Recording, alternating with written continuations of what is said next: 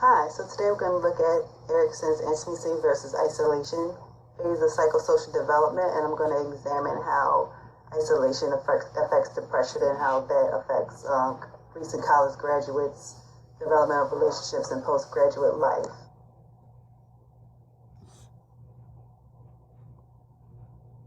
So depression faces many recent college graduates. Several factors can contribute to bouts of depression among this population.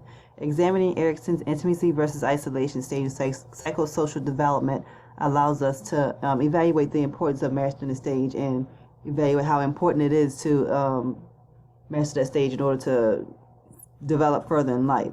So this phase is characterized by the need to search for intimacy and closeness in relationships.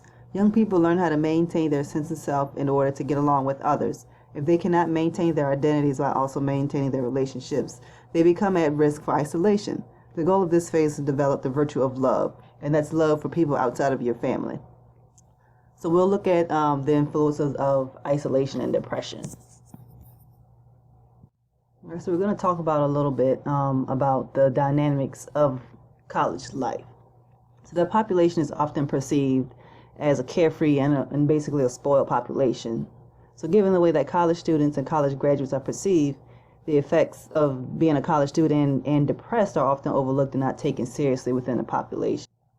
Many college students become clinically depressed from the pressures associated with undergraduate and postgraduate success, as well as from the pressures of maintaining relationships post-graduation. So college life is also characterized by strong academics and strong skill development, and that's academics and skills that we can use later on in life, especially when it comes to us finding a career. So the combination of skill development and academic achievement is expected to place students in a better position to obtain a career following postgraduate life. So when we also think about college life, we also think about how close we are to people, like people in our dorm rooms, people in our classes, so on and so forth. So the closeness of co-eds makes it easier to develop and maintain relationships with peers. So an undergraduate student can almost guarantee to make a friend anywhere within that college setting. So the closeness of our peers also makes it easier for us to form relationships. And the isolation of college towns and the need to have access to campus for academic reasons allows students to develop deeper relationships with the people around them. So developing relationships with their peers is the first step in learning to love people outside of their family. Many college students also face low responsibility, and that's responsibility outside of academics, volunteer work they might do, and maybe even a part-time job. So college atmospheres encourage a balance between academia and an active social life. Perceptions of responsibility can be ingrained long-term. The effects of perfectionism can weigh heavily on perceived responsibility in the formation and maintenance of relationships. So finding a career path is also a contribution of great stress that students may face.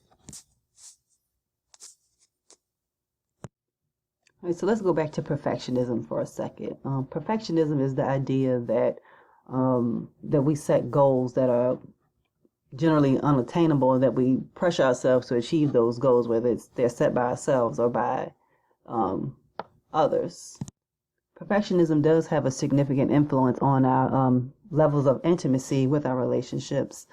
So levels of intimacy are affected by already present depressive symptoms as well as from the pressures of perfectionism and social acceptance.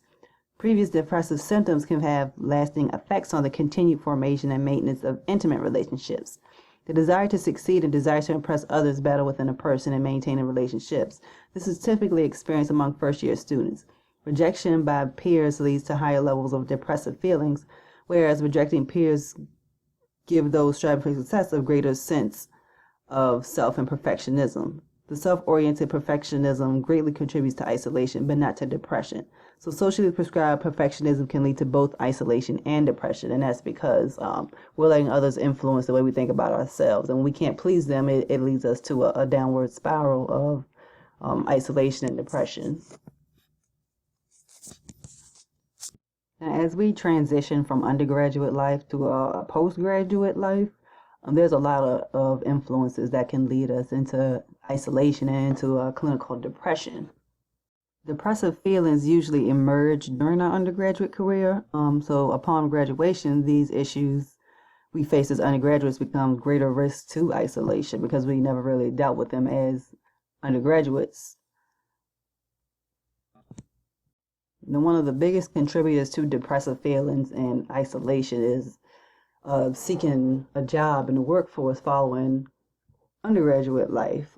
So depending on the major, many students fail to develop skills to use in the workforce. For example, if you majored in interdisciplinary studies such as women and gender studies or maybe sociology, those undergraduate degrees may require a graduate level degree in order to secure a permanent, good paying position in the future.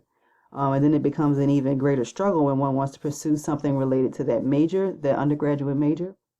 So pursuing graduate level education can be stressful because it extends periods of isolation, and the students could be postponing relationships in order to place themselves in better positions for a career. And whether those relationships are friendly relationships or romantic relationships. So access to jobs is a real concern for postgraduate students. A 2004 study suggested that career counseling should be used to improve a graduate's chances of obtaining a position in the workforce. It allows the graduate to create a tangible plan for job searching and acquisition. The proposed plan should include interactions with potential employers, and that would reduce the actual levels of isolation between obtaining a job and being stuck following undergraduate life.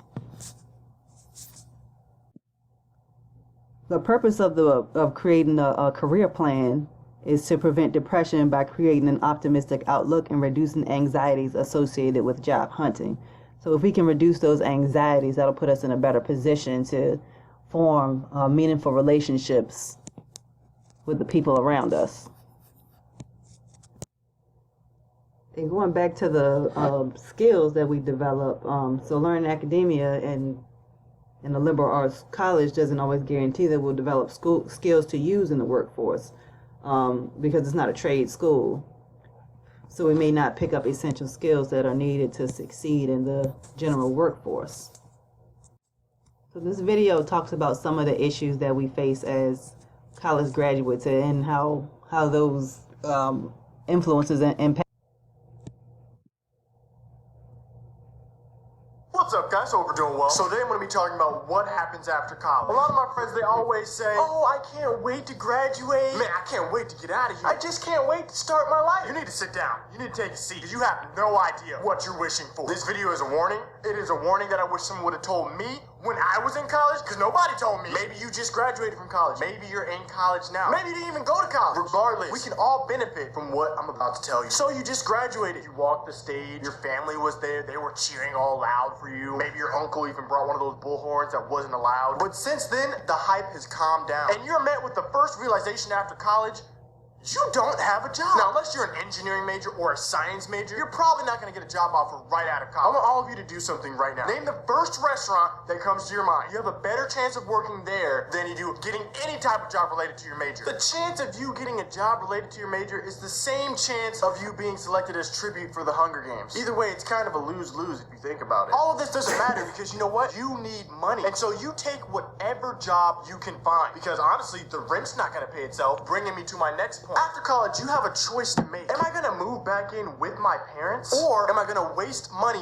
monthly by spending money on an apartment that barely accommodates you? If you move back in with your parents, you may lose all freedom that you previously had. They might treat you like a kid again. You'll probably have to start doing chores again. That's not a good look with the ladies. If you own your own place, you'll have your own freedom to buy ramen noodles every day, because that's all you'll be eating, because you'll be broke as a joke. Also, not a good look with the ladies. And since we're talking about ladies, let's expound upon relationships after college. You may think to yourself, oh, I'll have more time. I'll be able to go out. False. Here's the reality of the situation. Dating options decrease dramatically after college. If you don't happen to get a job at the aforementioned restaurant of your choice, there's a good chance you'll be the youngest person in the company that you're at. The other people at your job won't understand you or your lifestyle. They won't be attractive, but they will have children, and they will talk to you about their children, who you care nothing about. Now, I know what you're thinking. I'll just meet people when I go out. I'll just meet people when I go to the gym. False. You don't have time to go to the bar. You don't have time to go work out. You're so tired after work. All you want to do is go home, eat dinner, and go to sleep. You have to be at work early. There's traffic in the morning. Traffic. And you want to go downtown on a weekday? Are you stupid? Are you dumb? The heck? So you don't go out as much, so you don't meet anyone. You don't go to the gym as much, so you start gaining a little bit of weight. Or a lot of bit of weight. All while working at some job that you could care less about. To make things even worse, now you have to pay back your student loan because you're not a student anymore. In addition to this, you have to deal with dumb college students making Facebook statuses about how miserable their life is because they have to study for a biology test. But by far the worst thing that happens after graduation is you realize that your parents were right. Your parents have probably already told you everything that I've said in this video. It's just the fact that they're your parents that you didn't listen to them because college is the best years of your life. Now, it may seem like I'm painting a very pessimistic view of what happens after college, but honestly, this is what has happened or is happening to a majority of people. You get a job that you hate, you get fat, and next thing you know, you're 40 years old wondering what the heck happened with my life. But there is a way out of this, and only one way for those of you who do heed my warning. The only way to get out of this, the only way to get out of this is to turn your passion into your career. I'll say it one more time. Turn your passion into your career. Don't turn your passion into your job. Turn your passion into your career. And then you'll never work a day in your life. I mean, it's either that or start making YouTube videos. Otherwise, what happens after college will happen to you. This is a warning. Don't graduate early. I mean, what do you guys think? You think I'm being too harsh? False. Or do you guys think I'm being too real? Leave a comment down below. I respond to So the guy in the video is talking a lot about issues of isolation that we face following undergraduate career. A lot of it has to do with moving home, access to financial resources, and being away from our friends.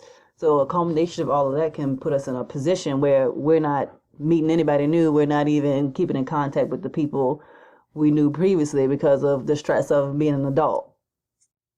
The guy also indicates that these factors are going to make us generally unhappy. And those unhappy feelings go to our life satisfaction. And if we aren't satisfied with our life at any moment, then that can lead us into depression. Our sense of self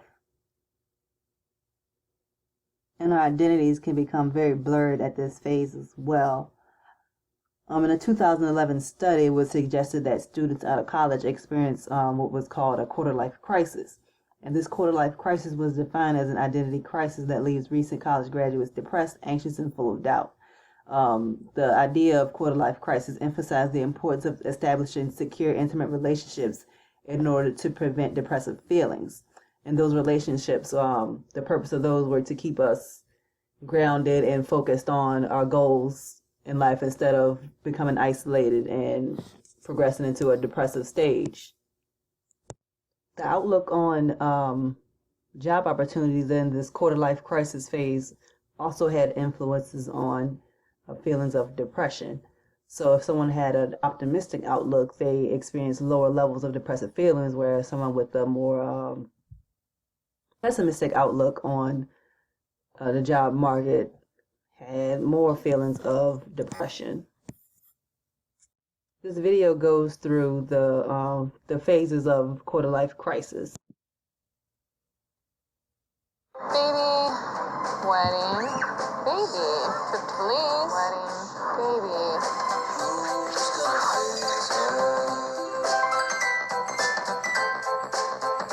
You're my age. You probably rethought how your life could be. Never backpacked Europe or joined the Peace Corps. Or given up everything to go be one with nature. But then I remember that peeing in the forest is gross, and I should just stay on course. But I can't even decide which cheap-ass carpet freshener I should buy, or if I even like the guy I'm with.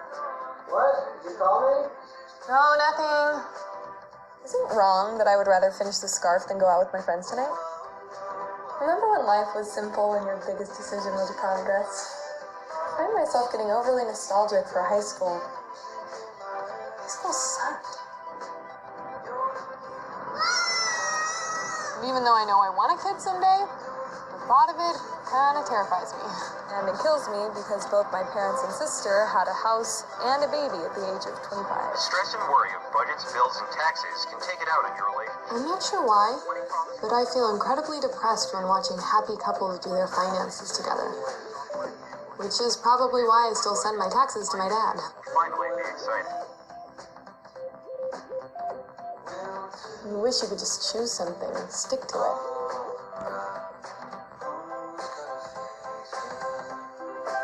And then you're right back to where you started.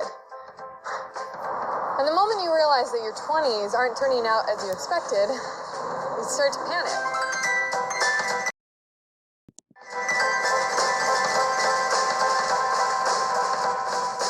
But you realize that panicking gets you nowhere. And life's not a race. Comparing your path to the path of other people is nonsense. It's better to take a deep breath and change your expectations and have the confidence to reinvent yourself.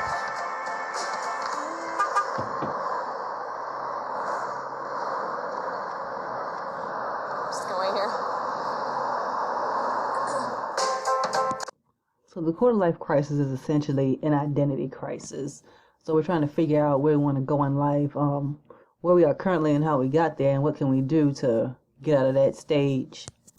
So the quarter life crisis, as well as avoiding depression, is influenced by the intimacy, the level of intimacy in the relationships that we are currently in.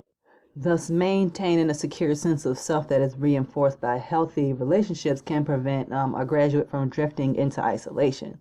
So when the sense of self becomes compromised, the graduate can spiral into isolation. So the quarter life crisis phase is characterized by many factors that can blur identity. Now, if a person just completed undergraduate coursework, a lot of stress can arise surrounding the next steps they should take.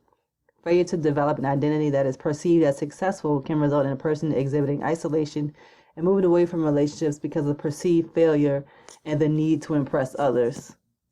So the maintenance of healthy, intimate relationships is very significant to preventing depressive feelings in postgraduate people.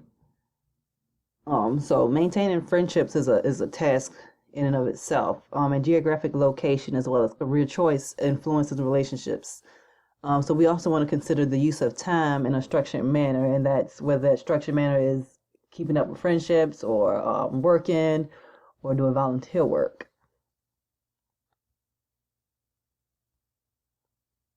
And people, whether they're employed or unemployed, can exhibit lower depressive symptoms when their time is being used for structured activities. So this contributes to a sense of importance and a higher sense of self, thus contributing to better relationships. And higher sense of self influences the quality of relationships and the level of intimacy. So the better we use our time, the better relationships we get, and the further away from isolation we get. Satisfaction of relationships also influences the willingness to continue a relationship and how that relationship influences our levels of satisfaction. So that's an obstacle to maintaining a relationship, and that's personal feelings and satisfaction. The depressed person will be less likely to maintain relationships if they receive no satisfaction from the relationship. This will contribute to further isolation from the formation and maintenance of relationships. Now, all of these factors can also influence the need and desire to maintain old relationships. Now, geographic location as well as goals and the successes of old relationships contribute to the desire to maintain those relationships, whether it is a reflection of one's own success or a reflection of perceived success of old friends. Personal goals affect levels of intimacy. The geographic location as well as those personal goals also contribute to job hunting techniques and the choice of major and how we carry out that major in the workforce.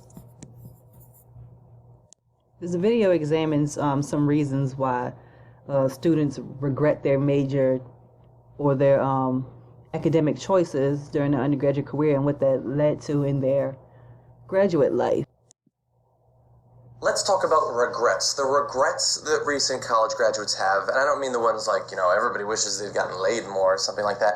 I mean sort of the serious career-focused ones. I actually have in this iPad the results of some Pew research. They surveyed recent college graduates and they figured out what are some of the things they wish they had done differently or done more, maybe decisions they wish they could reconsider, those sorts of things. And I think that we're not just dwelling on this because, they made the wrong decisions. But for those of you who are still in college, if you think about these things now, you might not have to regret them in the future. So I think it could be useful. As I said, all of this is coming from a Pew survey. They looked at 800 recent bachelor-receiving college graduates, and they asked them different questions, and they found out what percentage regretted their decision. So the first one, gaining more work experience. A full 50% of the people responding to Pew say that they wish they'd gotten more work experience when they were in college, and I think that there's a very good reason for this, and it's not that they think that they would have a better chance of getting a job if they had more work experience. I'm sure that wouldn't hurt, but I think the reason they wish they had more work experience is all the time that we're in college, we're figuring out our major, we're trying to figure out what kind of job we're going to have, and it's almost purely sort of hypothetical, like, what would it be like to be in that field? And you're thinking about sort of the money you'd make and stuff like that, but you don't know what it would actually be like. But if you had some work experience, if you did sort of shadowing or an internship or something like that in the field that you want to get into, then you actually have much more to go on. And I think that if you just go get your degree and then you get a job, and you might well regret the job that you get because you didn't know what it would be like beforehand. Now, the second one is studying harder. 38% of those that Pew polled said they wish that they had studied harder, and I'm not really surprised by this. No, it's not a majority or anything, but I think that it's as easy as it is to say that, your job isn't directly determined by your grades, which is totally true. I do think that it's easy to look back and say, I had a lot of fun, I went to parties, I hung out with my friends, maybe I worked and stuff like that.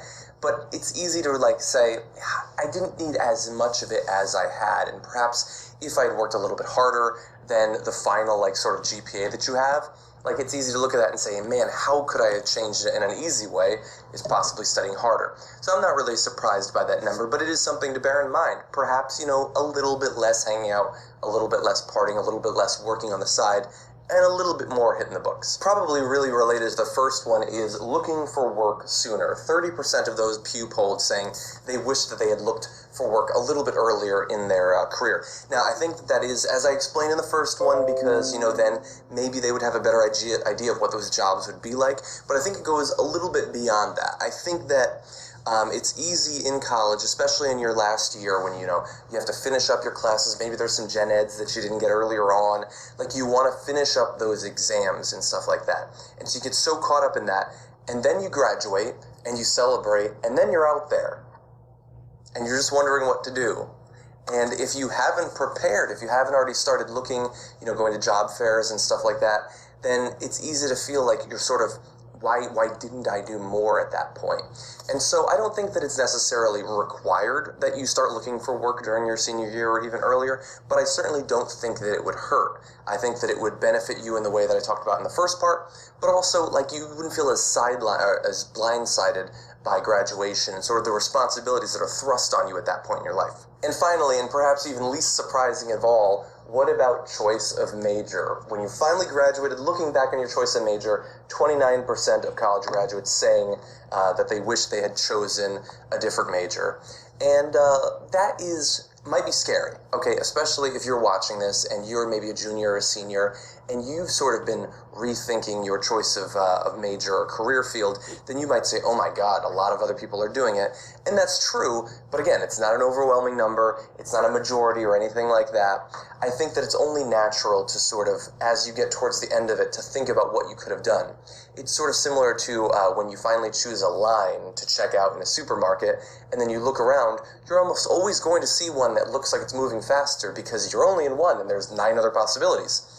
If you've settled on English literature, but you were curious about biology and engineering and political science, then all of those things you could have done sort of add up in your mind, and it can be pretty intimidating. But remember at that point why you chose the major you did, and don't second guess yourself if you are happy in general terms. Now, this does mean for those of you who are perhaps not in college yet, or who are freshmen or sophomores, maybe you do want to put a little bit of extra. Those regrets that are talked about in the video can contribute to a lower feelings of self-worth and satisfaction in life. And all those symptoms can contribute to depression, and which can lead to isolation.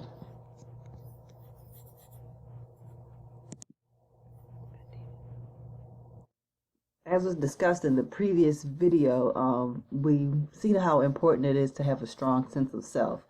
And that strong sense of self goes towards our personal goals as well as our maintenance of relationships. As stated earlier, a healthy sense of self leads to healthy relationships, which also contribute to a higher satisfaction in life, which can prevent isolation, which can in turn prevent depression. So taking the whole presentation into consideration, there are lots of factors that can contribute to isolation and depression in postgraduate students. So they have to go through difficulty of obtaining a job. They have to deal with the desire for intimacy, and while they may not be able to obtain that level of intimacy, they deal with the intimacy around them. So some of their close friends may be in intimate relationships, and the graduate may not be getting that same sort of intimacy. So a huge question is are there any solutions to prevent postgraduate depression and isolation? So as stated earlier, there's career counseling, which can contribute to a postgraduate student obtaining a job. And there's using a client, which would be the self as the expert in overcoming the depression.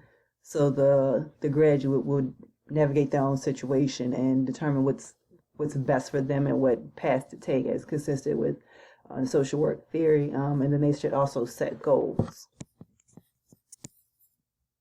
Depending on the level of depression, a graduate student could also seek out clinical assistance with overcoming the depression and being able to form meaningful relationships.